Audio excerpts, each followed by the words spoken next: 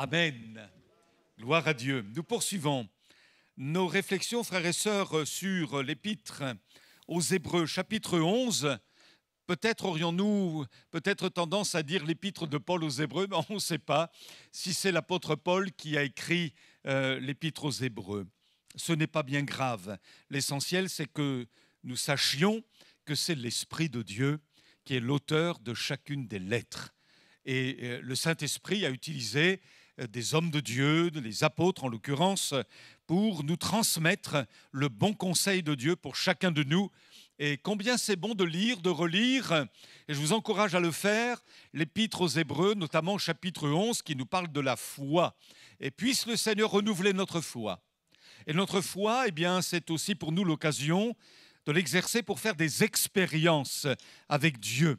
Je me souviens souvent de cette sœur dans une église qui régulièrement priait en utilisant cette expression « Tu es un Dieu agissant ». Et notre Dieu ne se contente pas d'écouter attentivement nos prières sans vouloir intervenir. Je suis persuadé, vous aussi, frères et sœurs, que le Seigneur est là, attentif, et il n'a qu'un seul désir, c'est de bénir ses rachetés.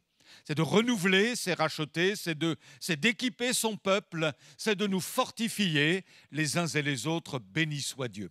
Alors je voudrais vous partager quelques pensées concernant Moïse. On va lire dans l'Épître aux Hébreux, donc chapitre 11, versets 23 à 29, il est question de Moïse. Et voilà, quelques pensées à travers la lecture de ces quelques versets. Hébreux 11, versets 23 à 29.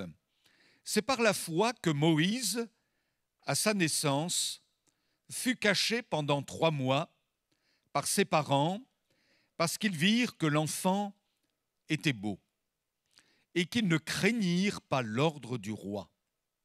C'est par la foi que Moïse, devenu grand, refusa d'être appelé fils de la fille de Pharaon, aimant mieux être maltraité avec le peuple de Dieu que d'avoir pour un temps la jouissance du péché, regardant l'opprobre de Christ comme une richesse plus grande que les trésors de l'Égypte, car il avait les yeux fixés sur la rémunération.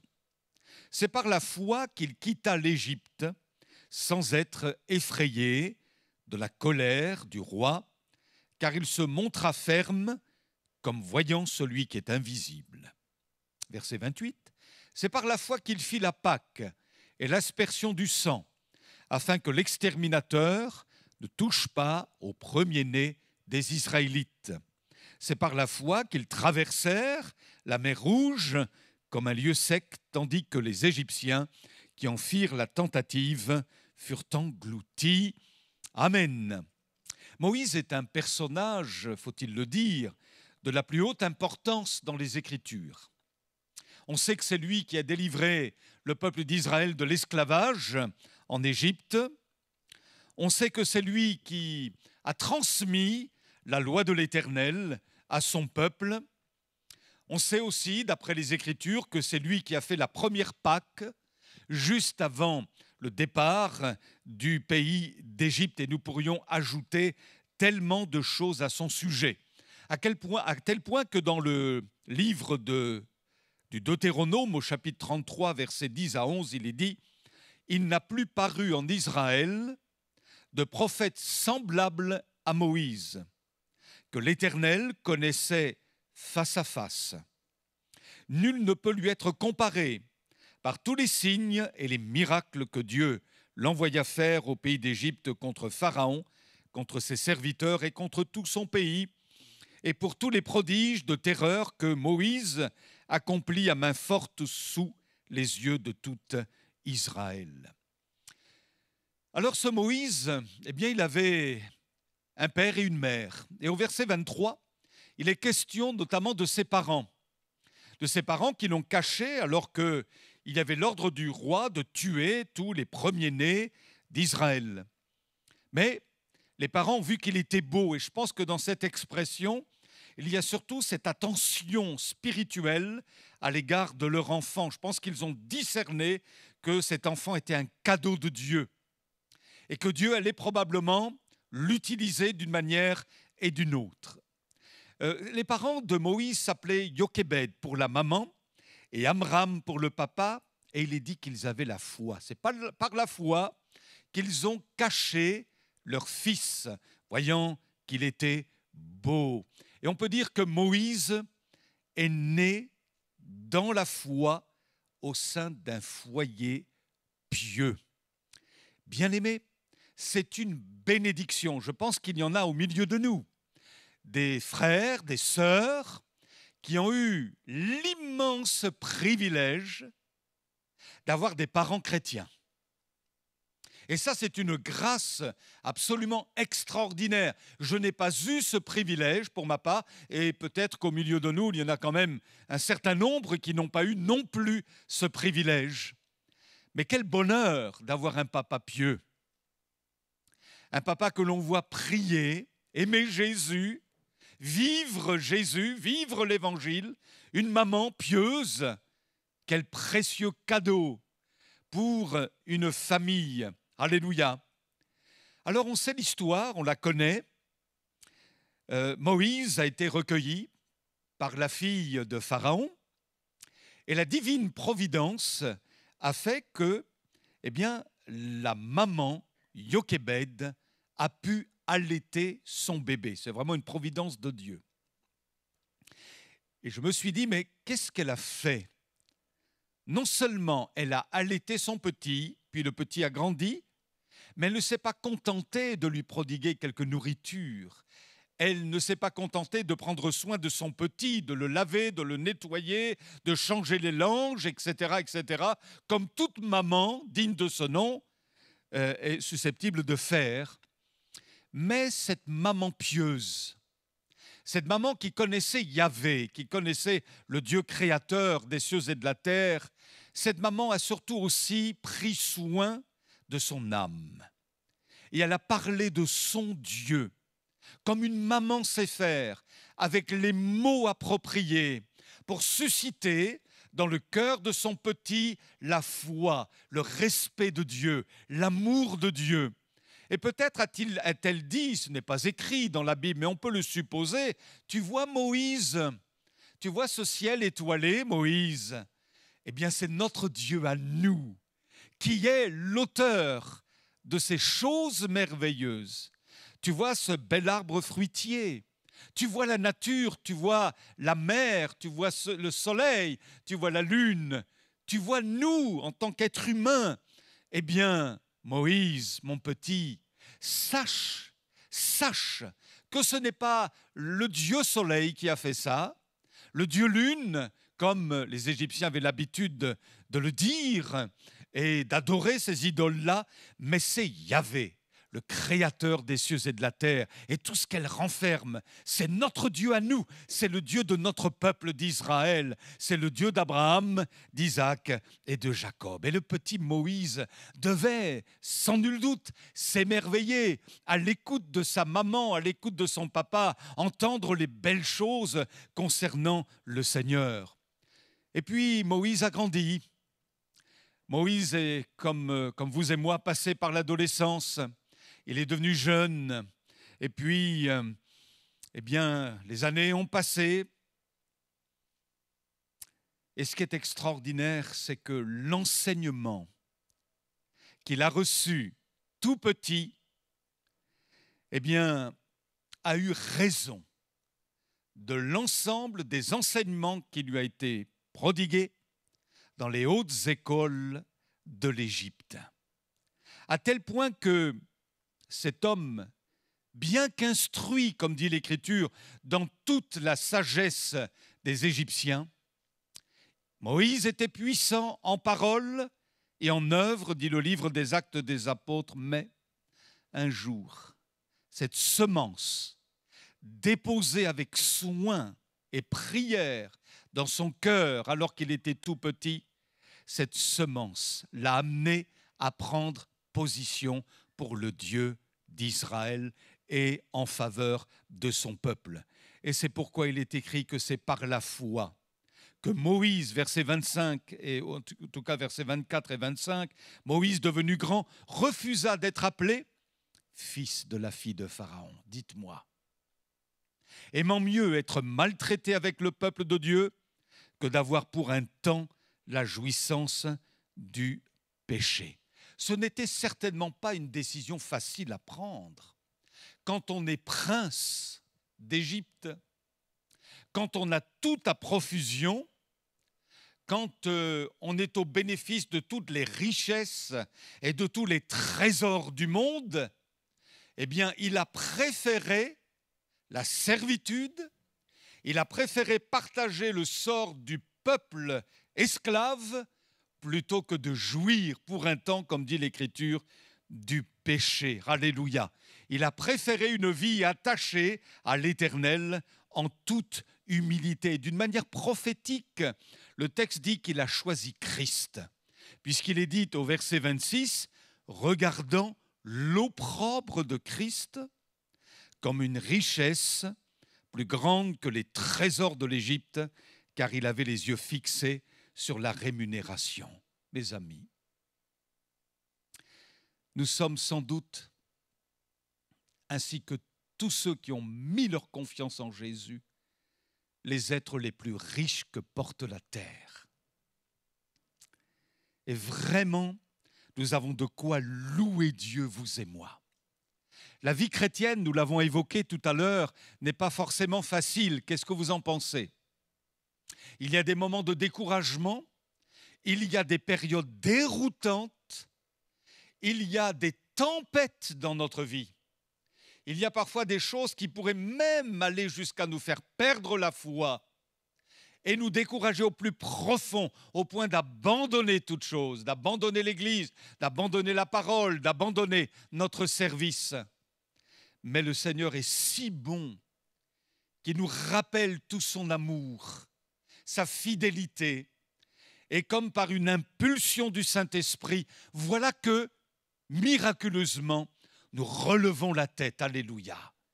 Et nous reconnaissons que nous avons le trésor le plus merveilleux de l'univers, en la personne de Jésus, notre merveilleux Sauveur.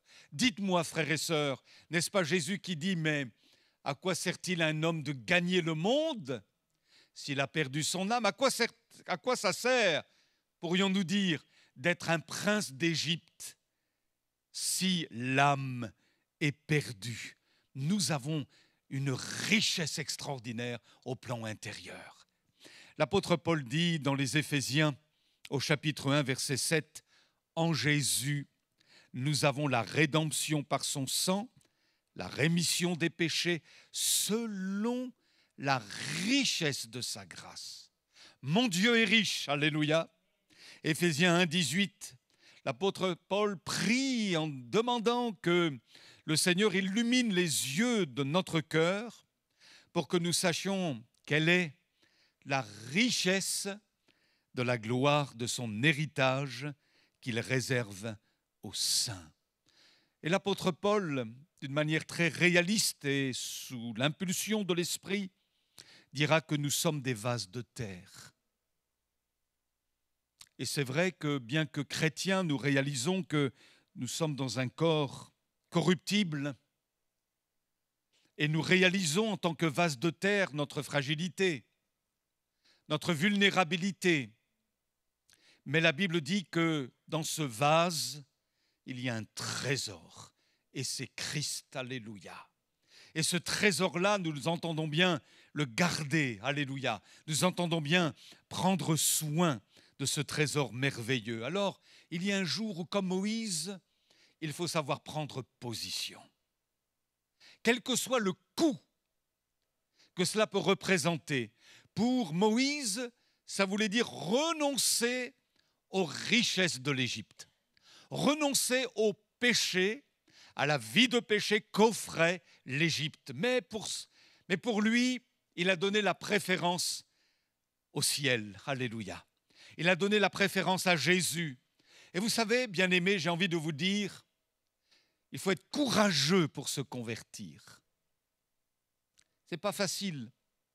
Et nous pourrions peut-être redouter la suite en disant, mais si je donne mon cœur à Jésus, alors je ne pourrai pas faire ceci, ou je ne pourrai plus faire cela, ou ceci, ou cela. On est plein d'appréhension. Le diable en profite d'ailleurs pour nous empêcher de prendre position.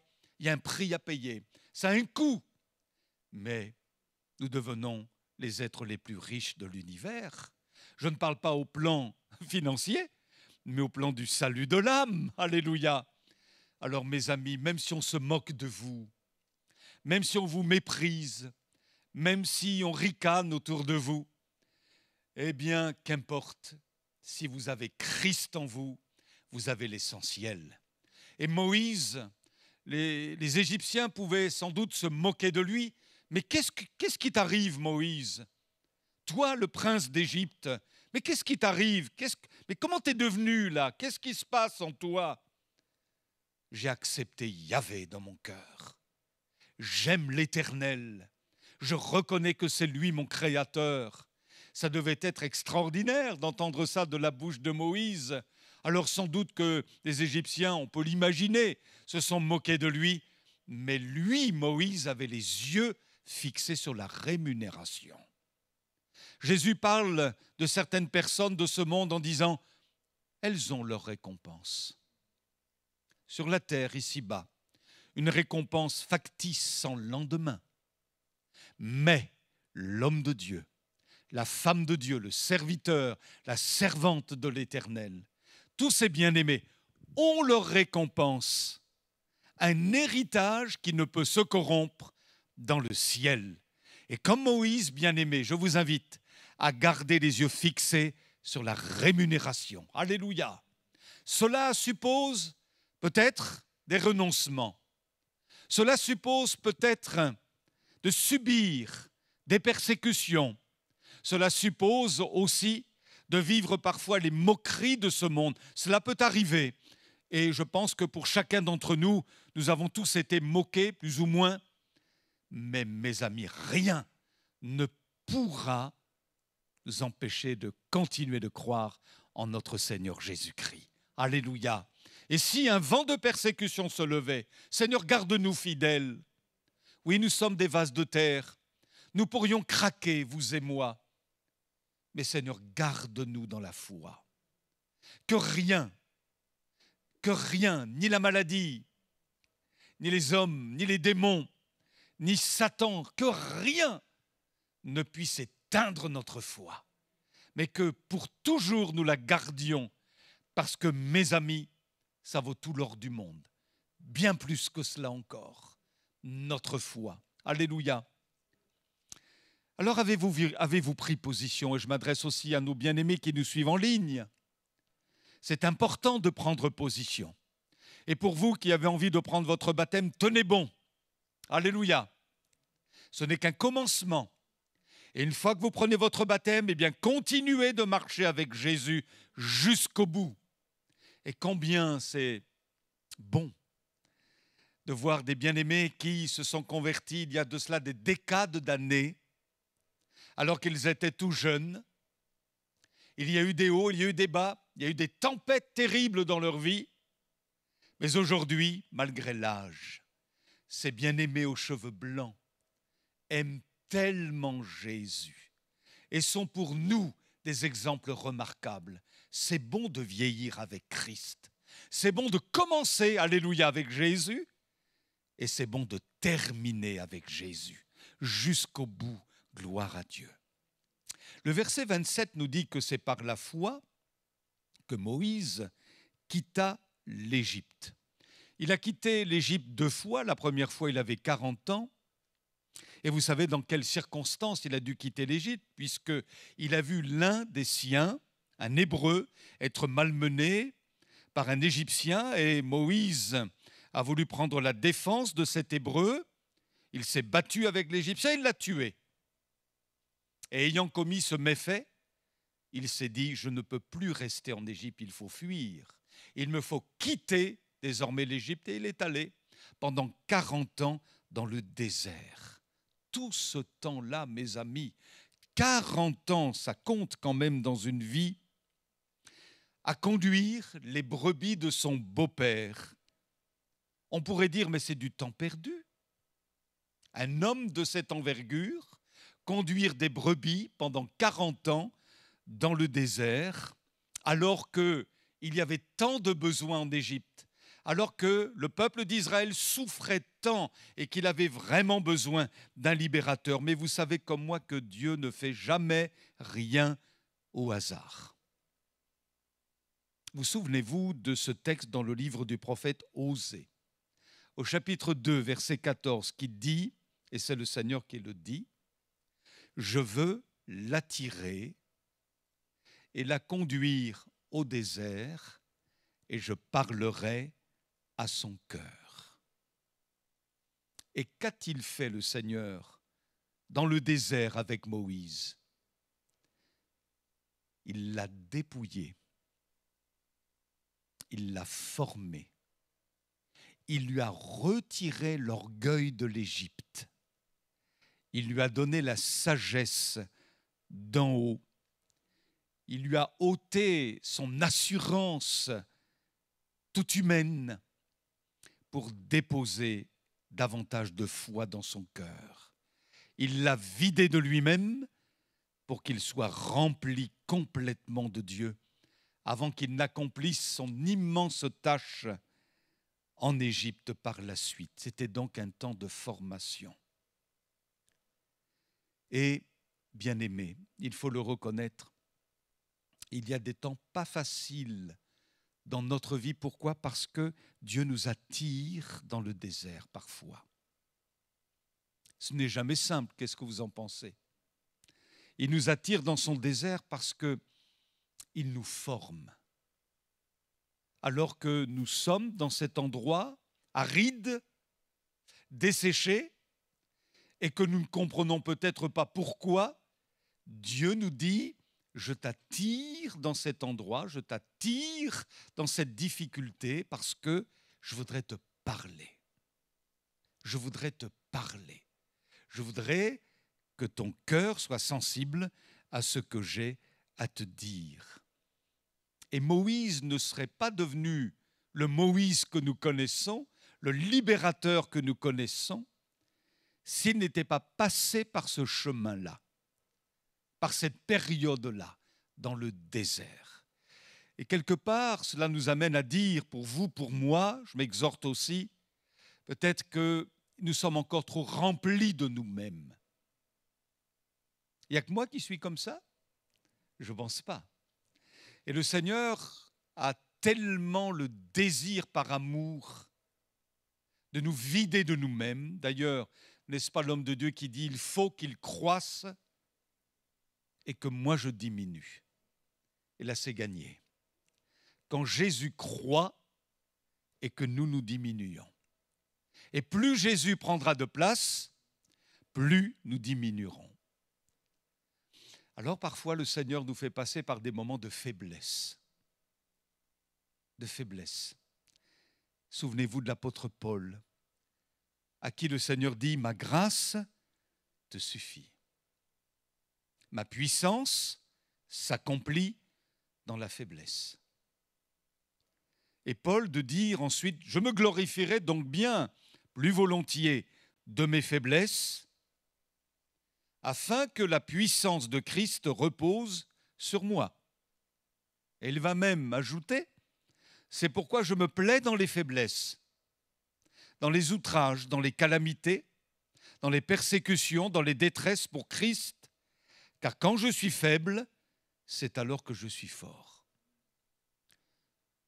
On ne mesure certainement pas, je ne mesure certainement pas tout ce que ça veut dire, ce qu'il écrit là, sous l'onction de l'Esprit. Mais au lieu de voir ça comme une humiliation pour lui, il se dit, c'est l'occasion, alors que je suis faible, de voir la gloire de mon Dieu. C'est l'occasion pour moi de ne pas faire valoir ce que je sais, ce que je suis, au nom de toutes mes connaissances. Mais dans ma faiblesse, Seigneur, je sais qu'alors je deviens fort en toi. Parce que je ne fais plus confiance à mes capacités naturelles, mais je vais davantage faire confiance aux capacités de Dieu. Et l'apôtre Paul a appris à fonctionner non plus avec ses capacités à lui, mais avec les capacités de Dieu. Mes capacités viennent de Dieu, dira-t-il. C'est gagné pour le Seigneur. Que le Seigneur nous soit en aide. Vous êtes dans un service pour le Seigneur? Vos capacités ne suffiront pas. Ça ne veut pas dire pour autant qu'il faut les rejeter. Mais si on ne s'appuie que sur nos capacités, ça ne suffira pas. Il faut la grâce de Dieu, l'onction de Dieu, le fait d'être rempli de Dieu. Amen. Alors le Seigneur a appelé son serviteur, je vais bientôt conclure. Souvenez-vous de cette flamme de feu au milieu du buisson. Et le Seigneur de lui dire, voici, Moïse, les cris d'Israël sont venus jusqu'à moi, j'ai entendu leur oppression, cela les fait souffrir. Maintenant, va, je t'enverrai auprès de Pharaon et tu feras sortir d'Égypte mon peuple, les enfants d'Israël. Dieu l'appelle maintenant à le servir. Et quelle est la réponse de Moïse? Alors il en donne un certain nombre dans le livre de l'Exode, chapitre 3 et chapitre 4. Vous relirez chez vous si vous voulez. Mais je veux en relever quelques-unes. Par exemple, alors que Dieu l'appelle à une belle œuvre, délivrer Israël de l'esclavage en Égypte, il va dire, mais qui suis-je pour aller vers Pharaon et pour faire sortir d'Égypte les enfants d'Israël? Qui suis-je? Il a vraiment le sentiment de ne pas être capable et de ne pas être plutôt à la hauteur, comme disait l'apôtre, qui est suffisant pour ces choses. J'ai presque envie de dire, frères et sœurs, c'est gagné pour le Seigneur. Parce que bien des années avant, il est décrit comme un homme puissant en parole et en œuvre. Et là, c'est plus le même homme. C'est plus le même homme. Il est passé par le brisement, le bon brisement, le brisement qui vient de Dieu. Et là, il ne fait plus valoir sa position sociale. Il ne fait plus valoir ses hautes connaissances. Il dit, moi, je ne suis pas capable. Seigneur, moi, je ne suis pas capable. Je ne peux pas. Mais ce qui est formidable, c'est la réponse toute simple de Dieu. Et le Seigneur va lui dire, je serai avec toi. Et ça, c'est l'essentiel. Bien-aimés, j'ai envie de vous dire, de nous dire, pour les choses de Dieu, mais pas seulement, pour les choses en rapport avec nos vies de famille, pour les choses concernant la vie de l'Église, nous ne sommes pas capables. Si nous nous disons « je suis capable, je peux, je… » Non, en réalité, non. Mais Dieu nous dit à chacun « je serai avec toi ». Et ça fait toute la différence. Parce qu'au lieu de compter sur nous, on comptera sur lui et ça le réjouit. Je serai avec toi. Combien de fois le Seigneur ne dit-il pas cela dans l'Écriture, par exemple à Josué? Dieu lui dit, nul ne tiendra devant toi tant que tu vivras. Je serai avec toi. Comme j'ai été avec Moïse, je ne te délaisserai pas, je ne t'abandonnerai pas. À Gédéon, l'Éternel lui dit, mais je serai avec toi. Alors que Gédéon, il ne se sentait vraiment pas capable. Mais je serai avec toi et tu battras Madian comme un seul homme. Ésaïe 43, si tu traverses les eaux, image des eaux tumultueuses de l'épreuve, Dieu dit, je serai avec toi. Notez que le Seigneur ne dit pas, tu ne passeras pas par les eaux. Ce n'est pas parce que nous avons la foi que nous ne traverserons jamais les eaux tumultueuses de l'épreuve. Mais Dieu dit, quand tu passeras par ces eaux-là, eh bien, sache que je serai avec toi. Il ne faut pas l'oublier. Et les fleuves, ils ne te submergeront point. Si tu marches dans le feu, tu ne te brûleras pas et la flamme ne t'embrasera pas. Amen. Dieu est avec toi, mon frère. Et Dieu est avec toi, ma sœur. Dieu est avec nous, alléluia. N'en doutons pas, quelles que soient les circonstances, quelle que soit la nature de notre service, quelle que soit la mesure de notre difficulté, le Saint-Esprit nous rappelle cette chose qui est simple, mais ô combien profonde et glorieuse. Je suis avec toi. Je suis avec toi. Alléluia. Le diable voudrait nous en faire douter. Mais non, Dieu t'a oublié. Mais non, tu n'es pas à la hauteur. Mais non ceci, mais non cela. Et nous dirons, tais-toi. Mon Dieu est avec moi. Il ne me délaissera jamais. Alléluia. Mon Dieu est avec moi. Et quel beau sujet de louange pour chacun de nous le dimanche en disant, Seigneur, tu as été avec moi cette semaine. Je te loue, je te bénis. Ça n'a pas été facile. Il y a eu des combats, des luttes, ou tout ce que vous voulez. Mais béni soit le Seigneur. Nous dirons tous en témoignage intérieur, tu as été avec moi, Seigneur. Une autre réponse à l'appel de Dieu.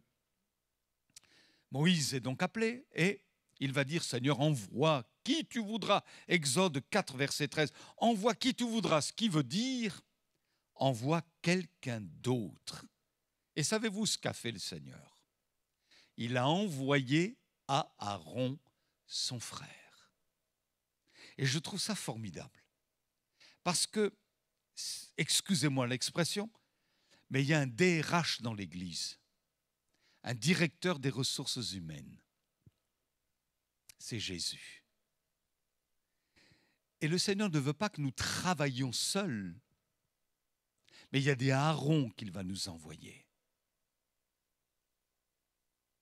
Il va susciter des Lévites qui vont se lever.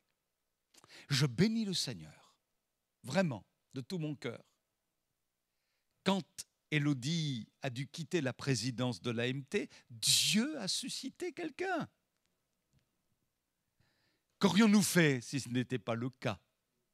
Et Isabelle s'est levée.